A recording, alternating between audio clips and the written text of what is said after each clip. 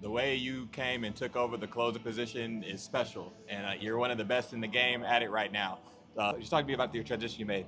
Yeah, appreciate you saying that. Yeah, I mean, it certainly wasn't like a seamless transition, but from the outside, it has given that kind of impression. I'm really fortunate to have the coaches and teammates that I've had that have helped me make that adjustment. Because really, all it is routine, and that's how it changes. As a starter, you prepare before the game, get your work in, and by the time the game starts, if you're not pitching, your work's done.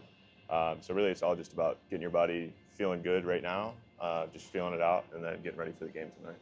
When you were a starter, and then even now, who are some pitchers that you modeled your game after? I mean, growing up, I'm from Pittsburgh, so I got to watch Garrett Cole growing up. I think he was probably the one I modeled after the most, just on his simplicity with his delivery, just how linear and stacked he's able to stay. And then, obviously he's gone through some stuff changes. He was a sinker guy largely in Pittsburgh, and then going to Houston, being able to kind of harness that four seam, and that really kind of helped him with how linear and stacked he was. Just really lended itself to the carry and the four seam that's kind of taken over the game from a pitching standpoint. You guys have an interesting offense, a great mix of young players. We saw Lawrence Butler come up and get his deal over the offseason. Yep. A few guys that have already came up this season that they're probably going to get paid here soon. I mean, just talk about getting to watch these guys grow from spring training to now. Yeah, it's exciting. It really started with a lot of these guys before spring training this year. Being with the org and having that homegrown talent, it's really cool, and especially for a chemistry standpoint, just being able to have relationships with guys and play with them previously before we get here and play on the big stage.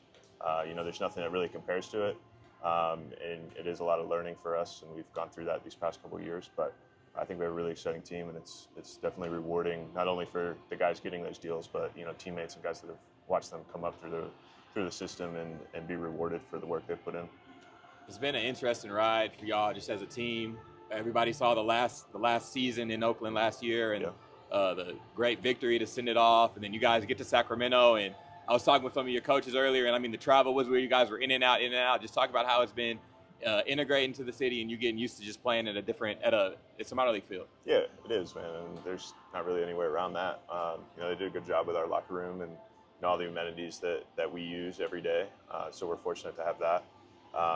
But just from a season standpoint, 4 on the road, 3 at home, 3 on the road, and then it's starting to feel like home to us. Coming home to it, being settled in, just in your housing and everything, and just getting off your feet and enjoying some time with your family at home.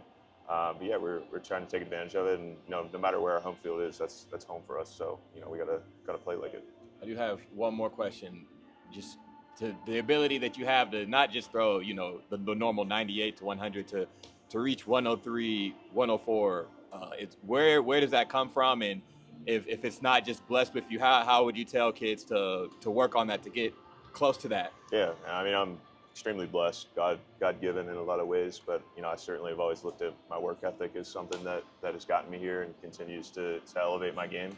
I mean, for me, what helped was strength training and long toss were my two things. I was never really big into weighted balls, or just sitting there and trying to throw the ball as hard as I could.